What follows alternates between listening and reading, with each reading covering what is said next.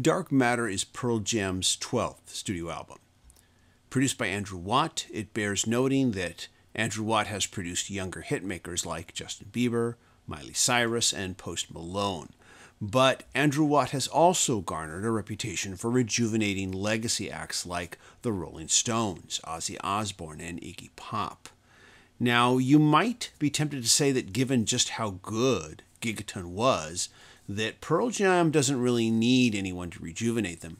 But then I would remind you that Andrew Watt, or Watt as he sometimes goes by, also produced Eddie Vedder's very enjoyable and at times even very fun-loving solo outing, Earthling.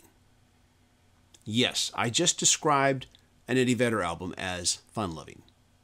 There's nothing wrong with that. So honestly, I kind of get the feeling that Eddie Vedder probably just enjoyed working with Andrew Watt so much on his solo outing that he invited him to work with his band as well.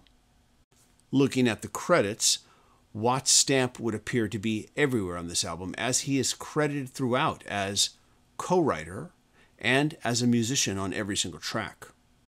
Dark Matter opens with two heavy bangers, the first being track 1, entitled Scared of Fear. This song opens with a very cinematic, evocative synth drone intro. This opening is very dramatic and announces that we are taking this very seriously, as if to say something important is about to happen, when suddenly it doesn't. This dramatic introduction is then abruptly stopped by the sound of a whip crack. Enter a rough and gritty guitar intro, and the song begins again, only this time for real. This title, Scared of Fear, had me expecting some kind of paranoid reaction to modern society, but instead it is about a relationship going bad. And struggling relationships is a recurring theme that we're going to hear throughout the rest of this album. This brings us to track 2, entitled React, Respond.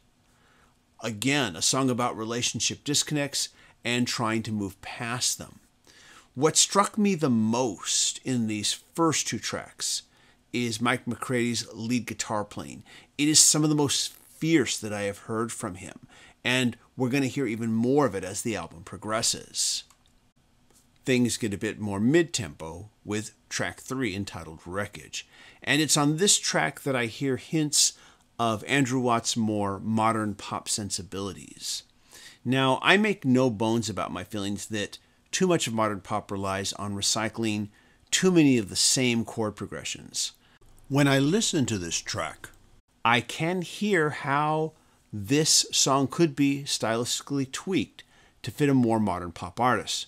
Don't get me wrong though, Pearl Jam still keeps their identity intact on this song 100%. This brings us to the album's title track, track 4, Dark Matter. Of all the bangers on Dark Matter, it's the title track that is probably the most banging. This song is epic and mighty, but a lot of the credit has to go to Matt Cameron's electrifying drum fills. Lyrically, this track is open to numerous interpretations. It's too soon for me to try and figure out what I think about it yet, but I am going to have a great time thinking about this one over the coming years, as this album, I believe, will grow on me. Track 5, entitled Wont Tell, also dips its little toe into modern pop sensibilities, but only its little toe, and the band's ingenuity keeps it interesting. Again, we have more lyrics about relationships, and there's a very uplifting vibe to this track that I really enjoy. Also, there are hints of Neil Young in the song's main guitar riff. Track 6, Upper Hand. First of all, I love the long, mysterious instrumental intro that is at times a bit reminiscent of U2. This track starts as a very nice, atmospheric, slow burner, but then it keeps building into epic proportions as again, Mike McCready delivers a blisteringly hot guitar solo for the song's finale. Lyrically, I am guessing this one is about someone at the end of their life, looking back on their entire life. Track 7, Waiting for Stevie. I just love the rhythmic guitar riffs this track opens with. Like the previous one, Upper Hand, Waiting for Stevie starts unassumingly and then progressively builds to epic status. And again, we have another electrifyingly hot guitar performance to help it get there.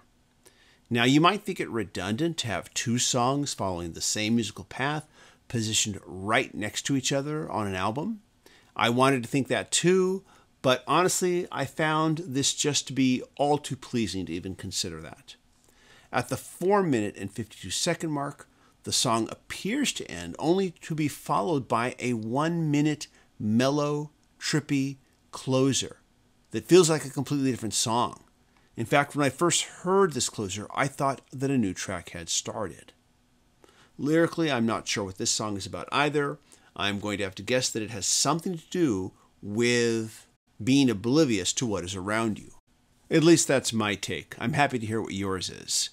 Now, in closing, I'll just say that whoever Stevie is, they aren't referenced anywhere except in the title. So if you have any theories on that, let me know. Track 7, Running. Pearl Jam embraces their punk roots with this one.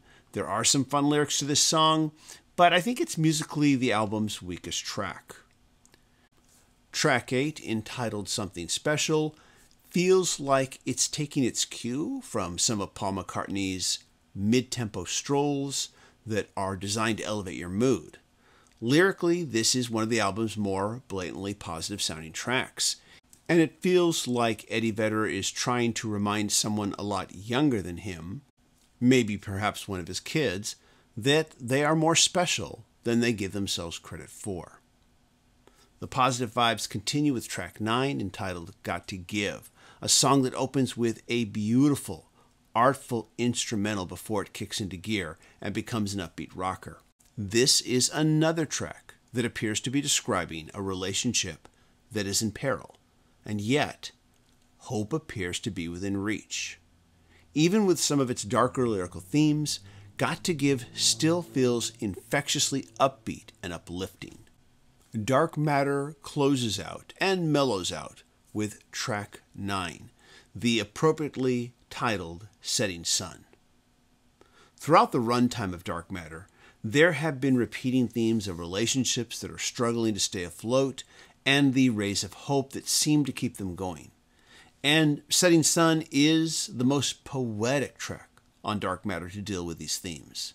It's a wonderfully warm track that closes the album. Since this album's release last weekend, there has been a lot of talk on the internet stating that Dark Matter is an album that harkens back to the band's earliest work. And I would say there is some truth in that. In my opinion, Pearl Jam has always kind of played it loose, and in some cases, they played it a little too loose. But here, the songwriting is tight and efficient. It was also recorded in a lot less time than Gigaton, which gives it a real sense of urgency. But these are my thoughts. Let me know yours. What did you think of this album? I will look forward to reading your comments. As always, if you like these videos, be sure to hit like, hit subscribe, and hit the bell notification icon so you never miss a video. A big thank you to my patron supporters. Patron supporters do receive exclusive weekly videos not available on this channel. If you'd like to be a patron supporter, please go to patreon.com/TJR the original. If you can't be a patron supporter, I understand. Remember, you can always leave a one-time super thanks, not only for this video, but for any video that I've posted. And of course, you can always just click like, and that will help this channel a great deal. Thank you everybody for watching, and I hope you all stay safe and healthy. Take care. Bye-bye.